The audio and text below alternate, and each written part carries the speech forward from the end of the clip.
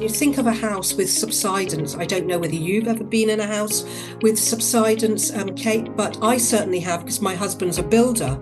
And the ground is basically sinking. And the only clue, at least to begin with, that this is happening is there are cracks appearing on the walls, okay? So, imagine plastering over these cracks and giving it a lick of paint. Everything appears as good as new.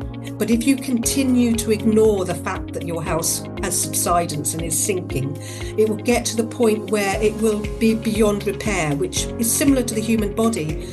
We need to address these things at the root cause, and that's where functional medicine, which is what I do, and nutritional medicine comes into their own, really, because we really take a deep dive and look at the cause of what's going on. We don't just plaster over the cracks. That's the voice of Marie Cherrett. Today on Living Big Mindfully, we are taking a deep dive into the what, the how, and the why of hormones and hormone health. And we are dispelling some myths and misinformation along the way. Marie is a functional medicine practitioner and nutritional therapist with over 15 years of specializing in women's health, helping them all the way from perimenopause through to post-menopause. So get comfy and listen in as we talk about everything hormone related. We talk about what they are, how they're produced, how and why they change over time. Marie helps us understand some telltale signs that might suggest that something is out of balance in the body.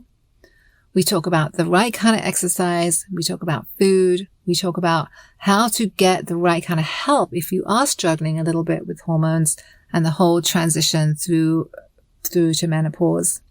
We talk about the importance of stress management and managing the cortisol production.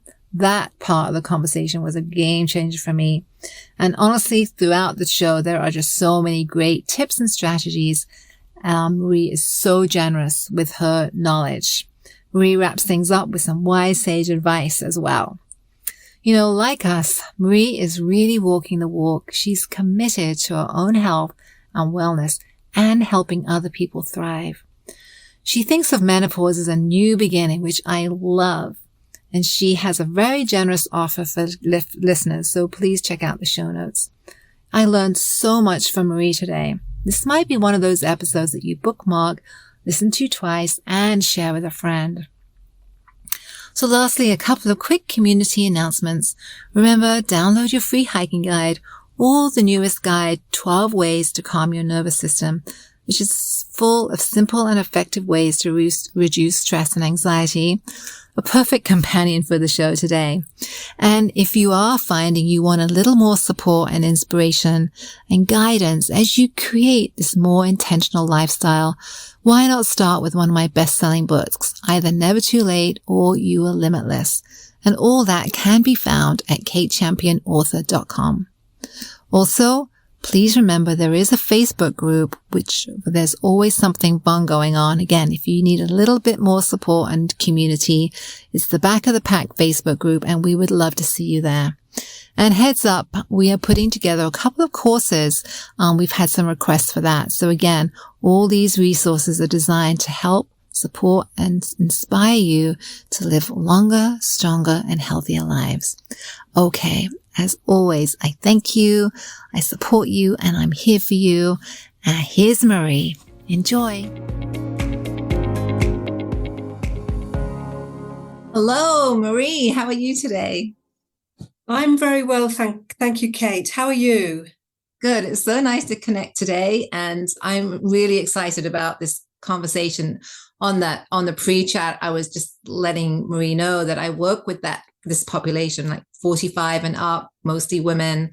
And just yesterday, I had a woman in the office that was just like 60, kind of my age, and she's just telling me that she's just feeling like the estrogen is just like being sucked out of her body at an alarming rate. So I'm super excited to have Marie today because she's going to talk to us all about hormones, what we need to know, the misinformation, and how we can thrive through the season. So welcome, Marie.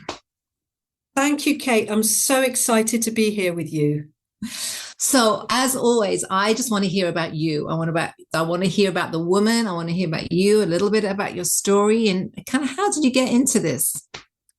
Well, it was actually a couple of decades ago now when I was actually wrestling with my own health issues in my 20s and 30s. I was really unwell with an eating disorder called bulimia.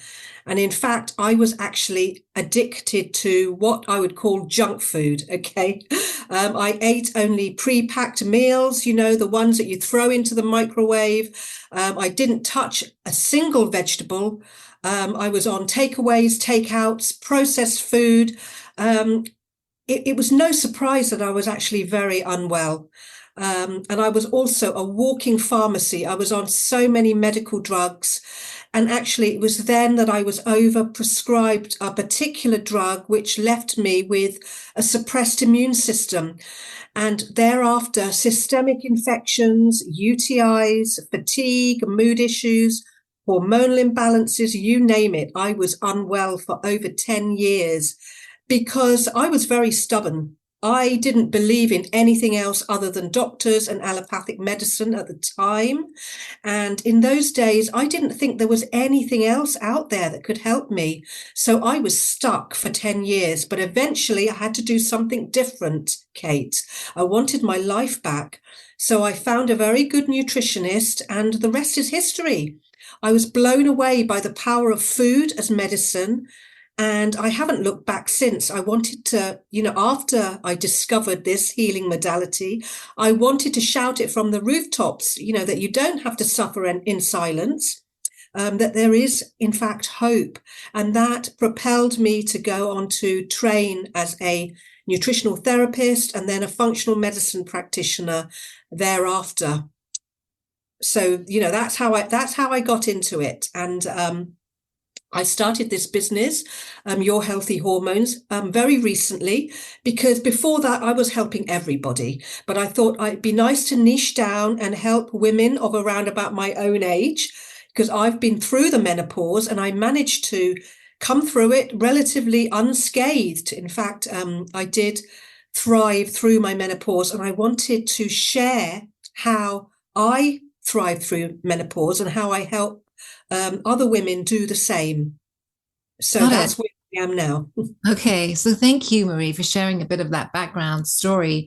What really piques my interest is that is an interesting story, because that when you look at Instagram, right, social media, Instagram, and a gazillion other podcasts out there, there's so much information about, menopause and this time of life and kind of surviving menopause, and like there's this kind of dark cloud over it. But it's interesting that you had a fairly positive experience through menopause, and so did I, right? I didn't know that about you, but my kind of menopause time was pretty straightforward and pretty simple. But I do, so I'd love to dive into that a little bit more too. Yeah. So tell us about the hormones. Let's talk about that. What are they? Why they're important? Why do some people struggle more than others? And let's take a deep dive into that. Okay, so before I talk about the hormones themselves, I want women out there to know that, yeah, menopause symptoms, although they're very common, they are not an inevitable part of aging necessarily. I mean, I know many women have terrible symptoms, but some actually have very few symptoms at all. And I've done a lot of research all over the world, globally, and it seems that there is a correlation between diet and lifestyle and how severely women suffer, or in our case, Kate, how easily we manage to navigate menopause. So I found that women who live in perhaps less developed countries, who maybe have less stress and exist on a more natural diet, actually have fewer symptoms. And some, in fact, have none, apart from the obvious, no more monthly periods. And because of what I know about health, I was well prepared before my own menopause. That was 6 years ago now, and I suffered very few symptoms. And I'm very, very grateful for that. But I do know that many women, especially my clients who come to see me initially, they're having a really hellish time. So So, what are hormones that you asked? Hormones they're like tiny little messengers in our body that help to control important things like growth, mood, and how our organs work. And they're made in special glands and they travel through our bloodstream, a bit like traveling on a bus to different parts, And so they go to different parts of our body. And once they reach their destination, um, they stop, they get off the bus, as it were, and they tell our cells what to do by attaching to specific places called receptors. And these are like parking bays, if you like. So hormones are super important because they keep everything in balance and make sure our body functions properly. And we all have hormones, our sex hormones, for instance, no matter what age we are, even when our ovaries have shut down, we still make hormones from other glands in our bodies to keep us going.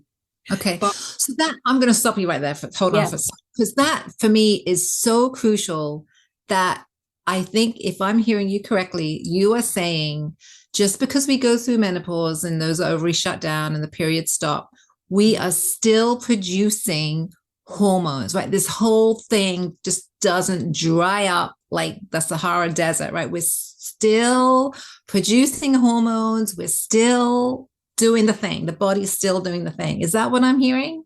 yes, that's right, Kate. I mean, there are two glands on top of the kidneys. They're called the adrenal glands. And once the ovaries shut down, the adrenals actually take over our hormone production. So the adrenals are already producing many hormones. There's estrogen and progesterone that we've all heard of. Other sex hormones such as testosterone, which is considered a male hormone, but us women need it as well to be healthy. And there's something called DHEA, which is a precursor hormone. So it's a starting hormone that can make lots of other hormones. So adrenal health is so important to how well we are still making our hormones. But here's the crux. The adrenals also make a stress hormone called cortisol. And when cortisol is in play, and of course, in this modern world, we are living in stress all the time, aren't we? We are, as soon as we wake up and we're maybe having a fight with our spouse, fighting with the kids, trying to get them to school, we go to work, get stuck in traffic jam, more stress, get to work, the boss is on, breathing down our neck. So there's so many stresses that we have to deal with on an everyday basis. And because of that, cortisol can be really, really running high. Now, what a lot of people don't realize is when stress is running very high like that, that cortisol can really interfere with the production of our sex hormones and make us feel dreadful. So I'd like to talk a little bit more about that as well. Yeah, absolutely. Yes, let's go there. Let's go there because, again, going back to my practice, I literally had a woman last night who has produced, whose doctor has actually said, you have to reduce your cortisol levels. And she's got a ton of stuff in her life, a ton of transitions, lots and lots and lots of stress. But the doctor has said you have to reduce your cortisol level. So yeah, let's talk a little bit about the adrenals, cortisol, and then tell us more about that. Sure. Okay. I mean, stress, we imagine stress as being something that comes from the brain. And it's sort of like an emotional stress or a mental stress or something like that. But stress can actually, there can be different types of stress. Stress can actually come in from within our bodies as well. So if we have blood sugar dysregularities, if we have perhaps a stealth infection going on in our bodies, an imbalanced gut microbiome, for instance, all of those things can be causing stress from within our body. And then, of course, we've got stress externally from environmental toxins, chemicals, all those things are coming in and they're causing a biochemical stress. So there are so many stressors that are causing this cortisol to be released from the adrenal glands at a rate that really, it shouldn't be. Cortisol is a very important hormone. If you think back to the time of hunter-gatherer times, when we're running away from that saber-toothed tiger, where would we be without cortisol? We'd need to be running as fast as we can to get back into our cave and then we can rest and breathe and then relax again. But unfortunately, in the modern world, we're not able to relax. This stress is Yeah. perpetuating, is going on and on and on. And that's where the problems arise. Because when we're producing hormones from the same gland, it gets very competitive. The body will always prioritize survival to making sex hormones. So if you are stressed from whatever reason, wherever the stress is coming from, we are going to have problems as we go through peri and menopause, especially to navigate that with ease, because we are overrun with too much cortisol. Okay, so I'm a pretty visual. So I'm imagining like this kidney, right, with this is super simplistic. So, but with like three little taps, three little faucets, right? And one of the faucet turns like cortisol's pouring out. And then there's a couple of other faucets that are kind of pouring out these sex hormones that we need, right? Because that sounds like that keeps us kind of vibrant and healthy and strong. But Yeah. if the sex hormones are kind of turned off or turned down and the cortisol tap is like whoosh, gushing out, that's a problem. It is a problem. It is a problem. And these hormones, cortisol can compete, especially with progesterone. Now, I wanted to talk about how women in their mid-30s, when these things really start to impact, okay, because hormones start to shift more noticeably mid-30s onwards. So around this time, we understand that women are, more difficult to get pregnant around about this time. And this is why. So egg quality is a factor. So when egg quality is not very good as we age, toxins and lifestyle habits, and bear in mind that these eggs have been there since birth and they're just maturing in the ovaries. And so by the time we hit 35, of course, if we've had a stressful life, egg quality can really suffer. And this leads to lower progesterone levels. There's a direct relationship between progesterone and egg quality. And around age 35, estrogen levels can also be a bit unpredictable and they can spike. So we've got this combination of elevated estrogen and reduced progesterone, which is setting the stage for something called estrogen dominance. I don't know whether you've heard about that, Kate, or whether that, that seems familiar to anyone. It's actually something that's quite often talked about nowadays, which is a situation where you actually have an imbalanced ratio of estrogen to progesterone. So women who come to see me from age 40 onwards, they're complaining of things like very heavy periods, painful periods, maybe migraines, endometriosis, PCOS. All of these things are symptoms of estrogen dominance, okay? And, as they progress through their perimenopausal years, these things can actually get worse because progesterone is going down all the time. And when the body is in such stress, because when women have these things going on, obviously they are not very well. And when you're not well, you're not in perfect health, then again, cortisol is produced in the body because, it's perceived that we are somehow running away from the saber-toothed tiger again, where we have this situation where we are in emergency mode, in fight flight constantly. And this really has an impact on our hormones, especially as we nearer menopause, when progesterone gets very low. Estrogen is still a little bit higher, but when estrogen then gets low as well, then, we have problems when everything is out of balance.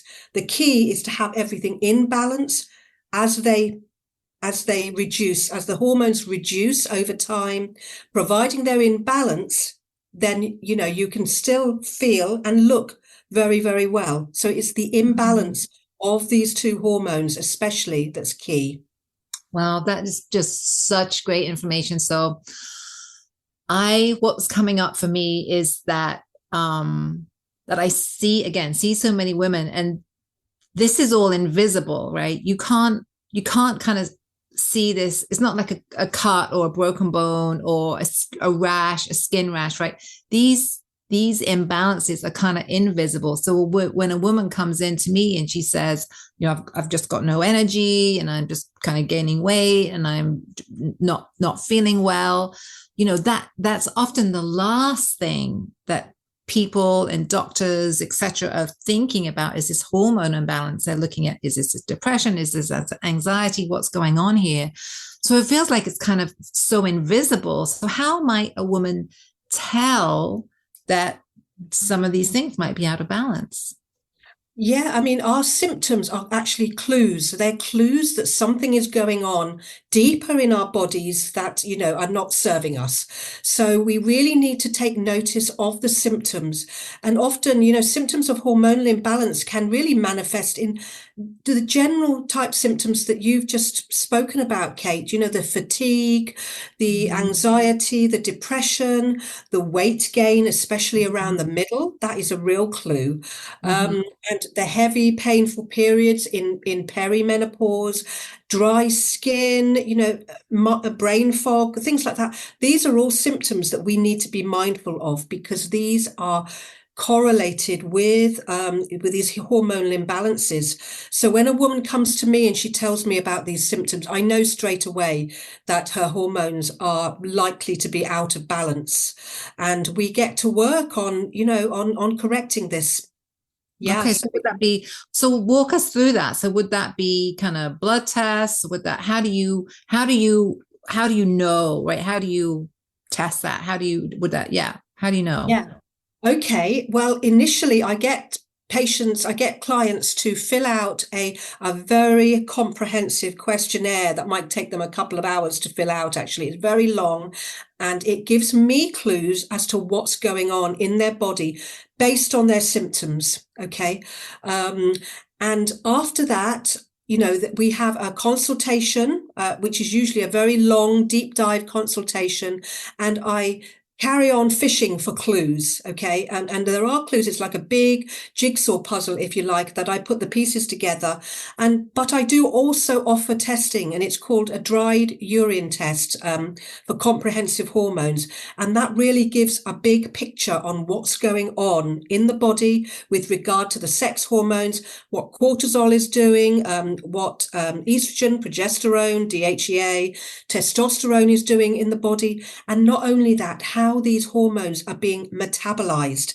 So, these hormones, once they've served their purpose inside the body, they have to be metabolized, they have to be detoxified, and they have to be removed safely from the body. And this is something that when we don't learn about, many women do not understand that healthy liver, a healthy gut is key in actually keeping everything running smoothly. Because if our liver is sluggish, then what happens is when we recycle these hormones, when we detoxify and we hope for these hormones to go out via our poop, then they won't. They'll be reabsorbed back in. So poor gut health, poor liver health, all these hormonal metabolites come back into the body, and they can cause absolute mayhem. So really concentrating on what I call the root causes, which are gut health, liver health, then really we can really address so many of these issues by just helping women to do that. Wow. That is fantastic information. So when you help a woman, are you looking at things like kind of diet and exercise, food? I mean, what are we looking at to help kind of keep this healthy flow of hormones, right? What are some key things? I delve into the diet side of things. And the thing is, what I find with diet is, women are still eating the way that they used to, perhaps in their 30s, and they were perfectly healthy and fine. But in their 50s, the same diet, and they are putting on weight, and maybe their skin is breaking out or their skin is sagging. And that's really something that really, really disturbs a lot of women, that sagging Mm. skin, and all of these issues they used to be able to get away with in their 30s, they can no longer get away with in their 50s. So I really look at their diet very, very closely. Some women are starving themselves because they think they're putting on weight, and that's Mhm. really the worst thing that they could possibly be doing, because these blood sugar issues, that's going to cause blood sugar issues, which is going to cause stress and cortisol release, which is actually going to pack more weight on. And it's a sort of it's that sort of situation that you think you might be on a diet or whatever, and that's going to help you, but it's actually doesn't. Yeah. It makes things Yeah. worse. Yeah. I think when I was listening to you on another podcast, which made me reach out to you, I think you said something like, you talked about that kind of the weight gain in the middle. And if somebody's, they're working out, they're on a diet, and I've got air quotes here, right? But they're often still gaining weight, then I think I heard you say that you would actually ask them to maybe eat more, right? Eat more calories, eat different kinds of foods, right? Really change up their nutrition. Is that what I heard? Is that right? Yes, that's what you heard, Kate, and that's absolutely right. I actually tell many women who come to see me, well, you need to exercise less, and that may sound strange, and you need to eat more, and that's a real paradox, isn't it? And Wow. women can't believe it when they hear that. But of course, they need to eat more of the right food, not of the wrong food, and they need to exercise. Exercise is vital, but they need to change the way they exercise. I mean, just to give you an example, I spoke with a woman just the other day, and she said to me, "Look, I'm going to the gym every single day. I'm crushing it with my workouts, but I'm putting on so much weight around the middle. I'm doing CrossFit every day. What's going on?" And I say to her, well, that your CrossFit is actually causing you a lot of stress and cortisol release. Oh my So the body's gosh. going into fight flight. The body perceives that it is in danger, so it goes into survival mode. And survival mode means that we're packing all that energy around the middle where it can be easily accessed when we have to run away from that saber-toothed tiger that I talk about. So yes, we have to change the way we eat, and we have to change the way we exercise. Now, that doesn't mean that you can't do cardio. Cardio is obviously very important, but I'd recommend something like high intensity interval training where you Mm, can rest between reps. You can get your heart rate up and you mhm. can feel good, and you can rest between reps. And the good thing about high intensity interval training is when you stop working out, you can still lose weight. You're still burning the fat. So it's Mm. a brilliant way to work out in midlife. And I would thoroughly recommend it. But also things like walking in nature and yoga, mindfulness, all of these things help to take us away from this fight, flight, and Wow. move us to rest digest mode, when our body can really begin to heal and really begin to lose that weight, to let go of those calories. And yeah, rest digest is the key to Wow. health. Wow. In That just, but honestly, that's kind of blew my mind because I tend to like, I've done CrossFit in the past. I've done a lot of clients I do that they love the orange theory, right? But I'm just wondering if, those types of workouts are actually causing, especially for that age group, right? For that age group, 50, 55, 60, maybe it's actually causing more stress, right? Kind of that unwanted stress. And I'm always saying, yeah, go to that class, do this, but maybe that's not good advice. Maybe they need to kind of look at something a little different for their exercise. That's wild. Wow. Yeah, absolutely. It's a real game changer, and it's a real paradox. And we have to relearn these things, don't we? Because, in our younger years, we can go to the gym and we can crush it every day and we lose weight and we look fantastic. But as we get, 40 plus, everything has to change, unfortunately, which is a shame, but it does give us another way of looking at exercise, because there are so many things to choose from that we can do that can still keep us fit and healthy Yeah. without without inducing that The rush of stress. cortisol. Yeah, Mm. stress. Right. So you mentioned food. So you mentioned, you gave some really great examples of some high intensity training, yoga, walking, etc. What about some food? What about food options? Well, how should we be thinking about our plates?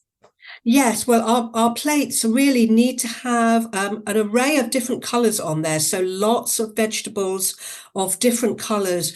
That will really help our gut health to lower the inflammation in the gut.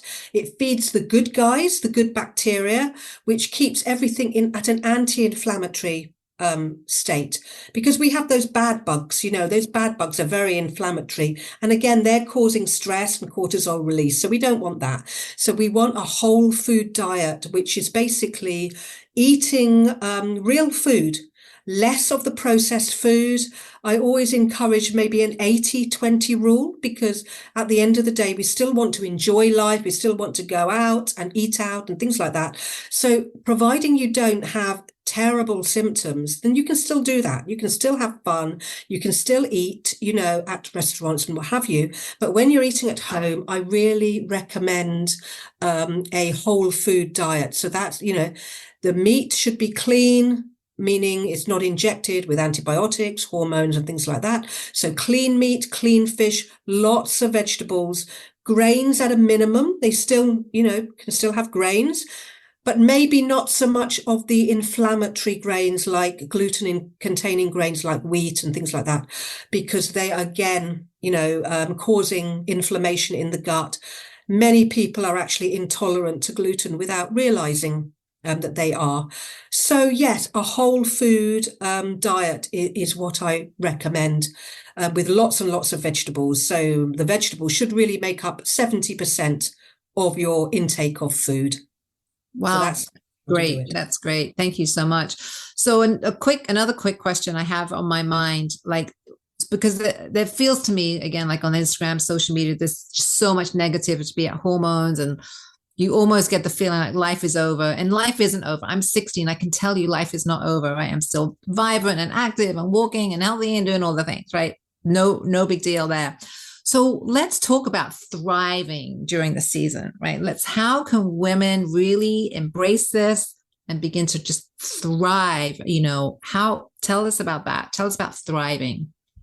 Yeah, I mean, I think in this society, I think we're conditioned to see menopause as an ending, but we need to shift that focus and see it as a new beginning, because let's face it, Mm. it is a new beginning for many women. The children have grown up, maybe they're still living at home, but they're more independent. We now have an opportunity to do the things that we like to do. So the things that we enjoy, we can go out there and do that. If we have goals and dreams that we want to accomplish, we can work towards that. So really it's reframing menopause. And certainly lots of women enjoy a healthy and vital life after menopause. It's definitely not an ending. And I think that many women, I think because of the societal conditioning, they really begin to feel that, oh, I've hit 50 now, it's all over for me. But it doesn't have to be that way, as you and I can testify, Kate, because we are living a wonderful life, aren't we? And like you, I feel very, very vital. I never get fatigue. I feel amazing. And I've been told that, my skin is looking really, really young. So all of these things that we worry about that can happen, it need not be that way. But we do need to take proactive action to perhaps prepare ourselves for this time of life. Yeah, and you've already given listeners some tips and strategies for thriving, right? You mentioned, the high intensity workout. You mentioned, kind of the plate, the lots of fruit, lots of vegetables, and clean meats. What are some other tips or strategies you might recommend to listeners for thriving in this age? Really sort of embracing perhaps a more spiritual life as well. This has nothing to do with religion, although if you are religious and, and you love to follow that, and that's great as well. But Mm, certainly getting into a more, a spiritual way of looking at life, because there is so much more out there that we don't know about. mm. And this really helps women to thrive. We all have our place, in society still, and we need to carry on. We have many, many more years and many more decades left to go. So that there are plenty of things that you can do. Yeah. So I'm curious, as you're talking, what maybe we could share a little bit. What are a couple of things that you do personally that you've embraced that really kind of help you embrace this season? Okay, so I talked about being in fight flight. So that's the sympathetic dominance. What we need to do is shift into that parasympathetic rest digest mode. So instead of all this fight flight all the time, for me, myself, I love to meditate. I do mindfulness. I do a gentle yoga, chilling out, just having fun with friends, traveling. All of these things helps to bring the body actually back into the rest digest mode. Cortisol will lower, which is great. So then our body will naturally produce more progesterone. Okay. So, bearing in mind that I said that progesterone was the vulnerable hormone in menopause, even though estrogen is going down as well, progesterone really is the vulnerable hormone. And when you rest and digest, you can really start producing more progesterone. And so, our sleep improves, our skin improves, and we won't hold on to so much of that weight around the middle that really disturbs many women. Actually, so many women come to me and, they have so many symptoms, but the thing that they've zeroed into is the weight around the middle, because, we're conditioned in today's society to still look beautiful and all that. And we can still look beautiful and feel beautiful. And things like that. And another thing that I love to do is weight training. I don't go to the gym to do that, but I do some like push-ups at home. I do some squats at home, lots of walking. All that helps to retain our muscle mass. So we conserve the muscle mass and we lose the fat rather than the other way round. Because when we're in fight flight, we're actually losing muscle mass at the same time. To Wow. make those inflammatory hormones, muscle has to be broken down. And then the fat goes on, which gives us that sort of, that skinny fat look, you know what I mean? That wobbly look. And that's not a nice look. I understand that, but it can be remedied.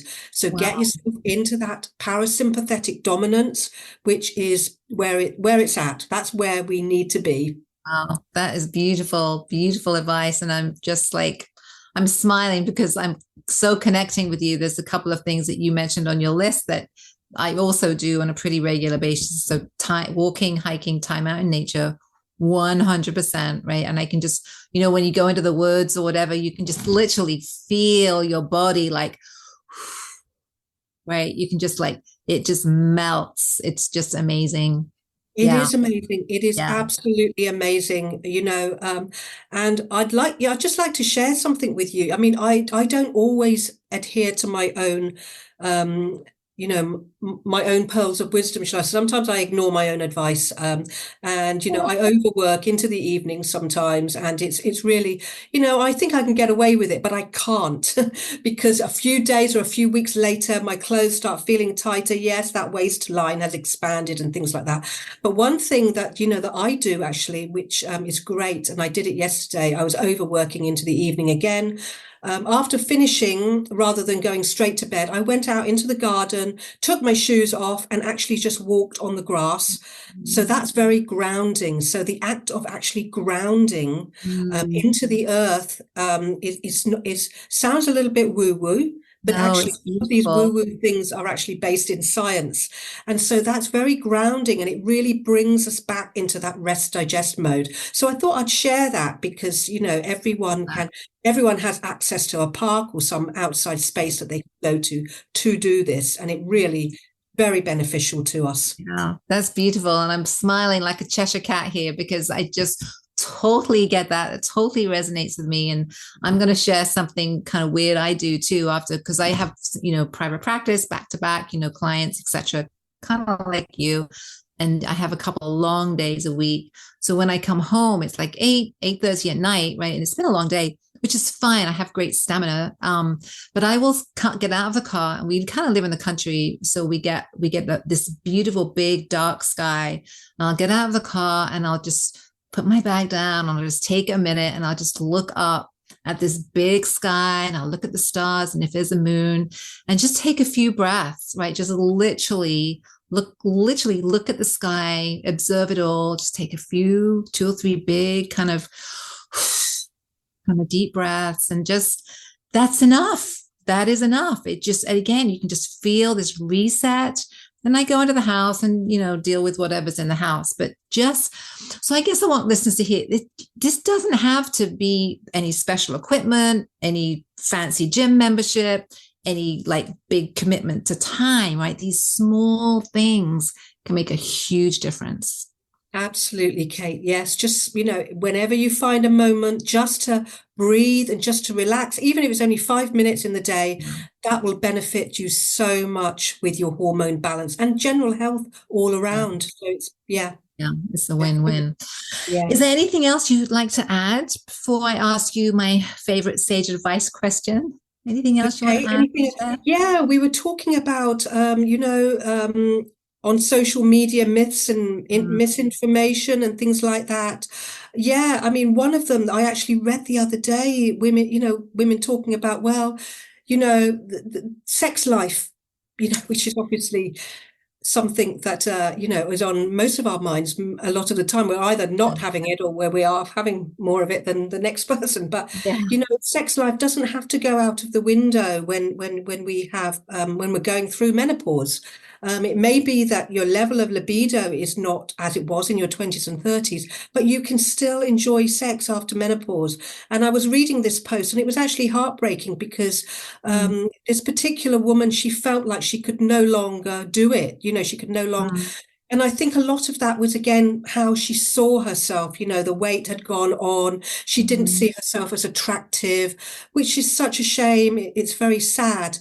But, you can still be sexy. You can still, have a wonderful sex life with a partner who is understanding.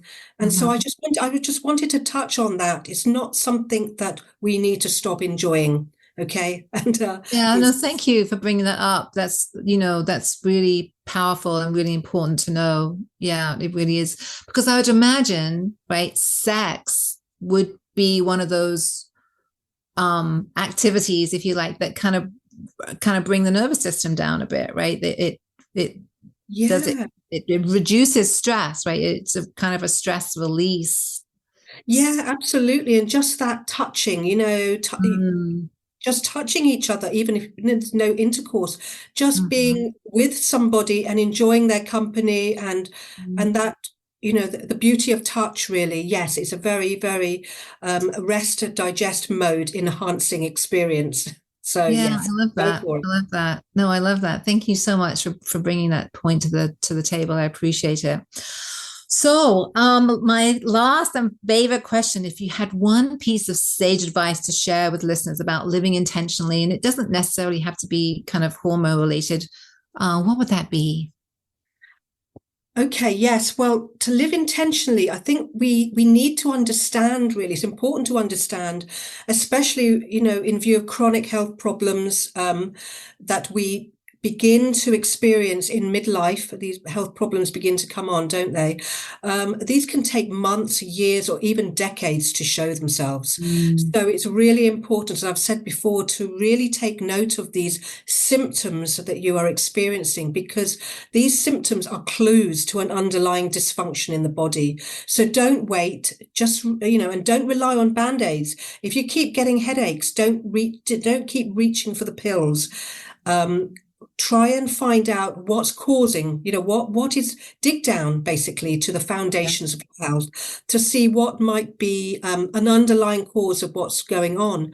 And I have a great analogy to this. I mean, you think of a house with subsidence. I don't know whether you've ever been in a house with subsidence, Kate, but I certainly have because my husband's a builder. And the ground is basically sinking. And the only clue, at least to begin with, that this is happening is there are cracks appearing on the walls. Okay. So, imagine plastering over these cracks and giving it a lick of paint. Everything appears as good as new.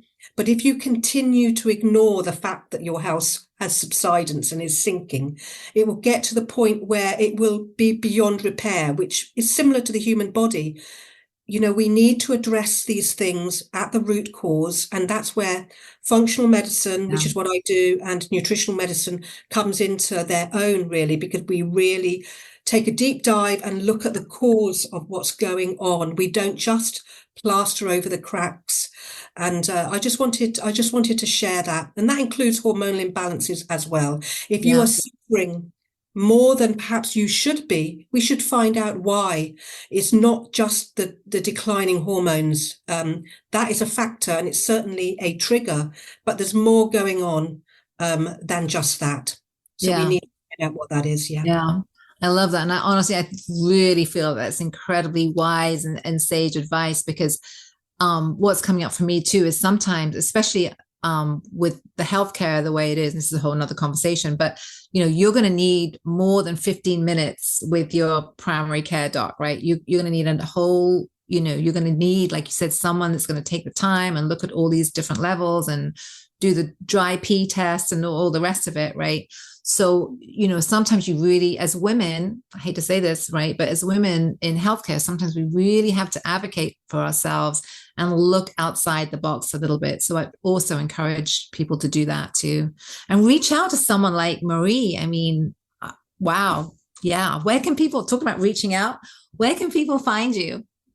I have a website called yourhealthyhormones.com. So, people can message me from there and take a look at the services that I provide. Yes. And I'm on social media as well. My platform of choice at the moment is LinkedIn, but I'm also on Facebook, Instagram, and just started a TikTok account. I'm not wild about social media, I have to say, but a lot of my marketing is organic, so I have to be on there. Yeah. But yes, so my website is probably the easiest place for someone to contact me. And at the moment, I'm offering a 30-minute free wellness evaluation for any woman that would like to contact me. And in those 30 minutes, we talk about you. We talk about you and what you're struggling with and your health goals for the future. And then I talk about how I work and whether my programs would benefit you. And we see whether we're a good fit to work with each other. But there's certainly no pressure on this 30-minute evaluation. You'd go away from it, whichever we decided between us, you'd go away from it with some real actionable steps that you could actually implement straight away to get you to be starting to feel better, within a few days or weeks anyway. Wow, that's huge. That's huge. So I will be sure to put all those good things in the show notes. And I would really, that's a huge gift, right? I would really encourage listeners to reach out and take advantage of that 30-minute. Make sure you mention the podcast and how you heard about Marie. And I would like sign up for that. Right now, I feel pretty good. I don't have any issues that I'm concerned about, but I would certainly do that. So thank you for this conversation. It's really been enlightening. I've learned a lot, and I really appreciate your time. Thank you, Kate. I just wanted to mention one more thing, actually, which I forgot to mention. I do have a free 90-page recipe book called Heavenly Hormones, and there's recipes in there in full color will actually help to keep your hormones in balance. So that is free to download as well, and hopefully you have a link somewhere. But it will be on my website as well. So, that's very useful for women just starting out and wanting to, start to balance their hormones nicely. Yeah. Well, I am definitely going to go on and I'm going to download that. And thank you. Thank you so much for your generosity and the wisdom. I really appreciate you so much. Oh, thank you so much for inviting me on, Kate. It's been an absolute pleasure.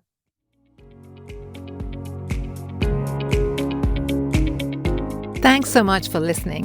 I truly appreciate you and your time. I love to hear from listeners, so connect with me at katechampionauthor.com. Remember to grab your free hiking guide, and please take a quick moment to rate, review, and subscribe to the show. Thanks so much. Take care. Until next time.